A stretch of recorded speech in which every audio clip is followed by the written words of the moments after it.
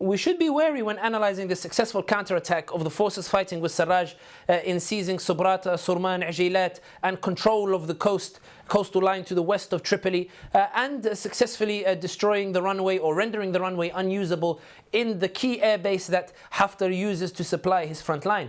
And the reason why I say we have to be wary, even though we see that Haftar's forces abandon the tanks and abandon the weapons, the reason why I say that we have to be wary is because the dynamics in Tripoli do not allow for a full-scale counterattack. We have to remember why the militias in Tripoli are fighting with Serraj in the first place. And it's not because they like him, it's not because they have any affinity to him. We have to remember these are the same militias that tried to prevent Serraj from coming to Tripoli in the first place when he was announced as the head of the internationally recognized government.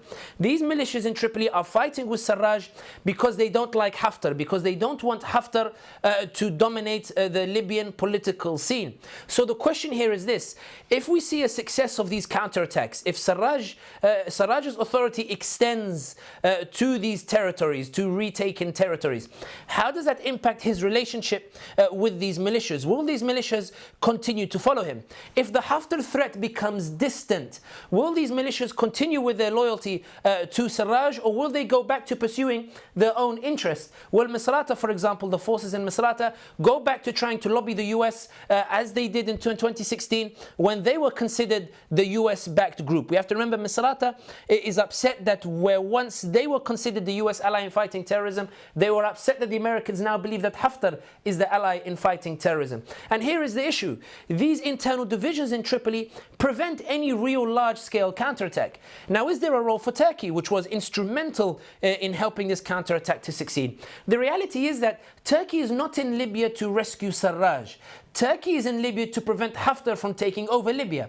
Turkey is in Libya to ensure that any power that controls Libya is not pro-UAE, is not pro-Egypt, and will not conduct operations in the Mediterranean counter to Turkey's interests. In other words, Turkey will not get involved in the internal divisions. If it's Serraj, if it's Misrata, if it's Zintan, Turkey doesn't care and is not interested. All Turkey cares is that Haftar doesn't control. And this is why when we look at the role Turkey will play, Turkey will only play a military role in order to prevent Haftar, and whoever the winner is in Tripoli, whoever controls Tripoli in the end, Turkey will happily deal with them as long as they're not pro-UAE, as long as they are not pro-Egypt. And this is why when we look at these counterattacks that Serraj's forces have successfully conducted, more questions are asked than answered. And it may be that Serraj's influence over the militias was at its highest when he was under siege and at its lowest when he was liberated.